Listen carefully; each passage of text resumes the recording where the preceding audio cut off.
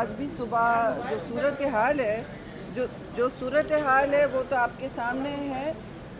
قانون کی حکمرانی کو یقینی بنانے کے لیے کوئی جنگ نہیں ہو سکتی، اس میں نہ کوئی تصادم ہم چاہ رہے ہیں اداروں میں، نہ کوئی ایسی بات ہے کہ پارلیمان جو میں دیکھ رہی ہوں اور جوڈیشری کا ایک تصادم کی کیفیت ہے۔ دیکھیے وفاقی حکومت اور پارلیمان، اس وقت پارلیمان اپنے جو حقوق ہیں، جائز حقوق ہیں، قانون سازی پارلیمان کا حق ہوتا ہے اور اختیار مکمل پارلیمان کا ہوتا ہے۔ بے شک تشریح اور آئین کی پاسداری کورٹس ہمارے کرتے رہے، اعلیٰ عدالتیں کرتی رہی، سارا آپ کے سامنے سچویشن ہے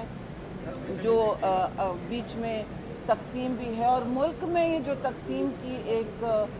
ہوا چلی ہوئی ہے، اسی کی یہ میں سمجھتی ہوں ایک بہت ہی افسوسناک شک ہے۔ لیکن اس وقت جو دو باتیں ضروری ہیں، دیکھیے کہ ایک تو ہم پولیٹیکل پارٹیز ہیں، کیرا صاحب بھی بات کریں گے، باتیں تو بہت ہیں کرنے کی، لیکن اس صورتحال میں ابھی تک آپ دیکھ رہے ہیں کہ سیاسی تنظیمیں جنہوں نے کل ہی اپلیکیشن ڈالی ہے، ظاہر ہے تحریری اپلیکیشن ہی ڈالی ہوگی نا، کوئی وربل اپلیکیشن تو نہیں ڈالی ہے، تحریری اپلیکیشن ڈالی ہے دفتر میں، جو آج تک ایڈمٹ نہیں ہوئی ہے، یعنی ہم لیگل فریق ابھی تک نہیں بنے ہیں۔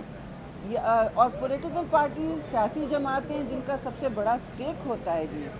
گزارش ہے کہ آپ الیکشن کی بھی بات کر رہے ہیں تو اس میں سب سے بڑا سٹیک ہولڈر کون ہے؟ سیاسی جماعتیں ہی لڑتی ہیں، جو ڈیٹ ان کی مرضی کی ہو نہ ہو، لیکن مرضی کی بات ہی نہیں ہو رہی یہاں آئین اور قانون کی پاسداری ہو رہی ہے۔ الیکشن کمیشن اپنا ایک مقدمہ لڑ رہا ہے، لیکن اس پورے مقدمے میں، اس پروسیڈنگز میں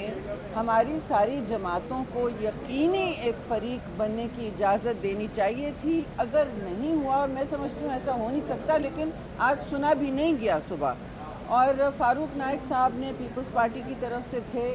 ساری تنظیمیں ہماری موجود ہیں کولیشن گورنمنٹ کی، انہوں نے کہا کہ دیکھیے اس کی مینٹینیبلٹی پر جو ڈسکشن ہو رہا ہے 343 یا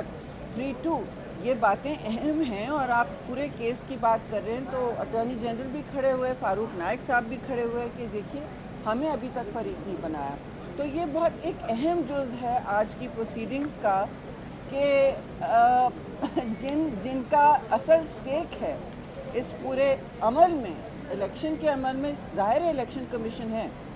لیکن اصل سٹیک ہولڈر پولیٹیکل پارٹیز جو عوام کی نمائندگی کرتی ہیں وہ ہیں۔ اور پھر پارلیمان اس وقت، جس وقت ہم بات کر رہے ہیں، بل پاس کر رہا ہے، لیجسلیشن کر رہا ہے، اس میں تصادم کی کوئی کیفیت نہیں ہے، یہ بلکہ ایک بہت پرانا، بلکہ 40 سال سے، 4 دہائیوں سے یہ پینڈنگ چیز تھی۔ یہ کوئی آج کے کیس پر اس کا کوئی اثر ایسا نہیں ہوگا، لیکن بات یہ ہے کہ ہم اپنا اختیار سنبھالیں۔ جو عدالت میں ہوا ہے انٹرنل میٹر تو انہوں نے پھر کلیریفائی بھی کر دیا جسٹس منتخب نے، لیکن بات اتنی ہوئی ہے کہ ہم خود کہہ رہے ہیں کہ اب میں نے اور آپ نے تو نہیں کہا نا کہ ایک فرد واحد فیصلے کر رہا ہے، بینچز بنا رہا ہے، ہم نے تو اپنی بات کہی ہے، ہم نے بار بار مانگا ہے، جہاں کوئی اتنا ڈویژن نظر آ رہا ہے تو آپ ایک بھائی ہماری استدعا سن لیں، ایک فل کورٹ بینچ بنا لیں۔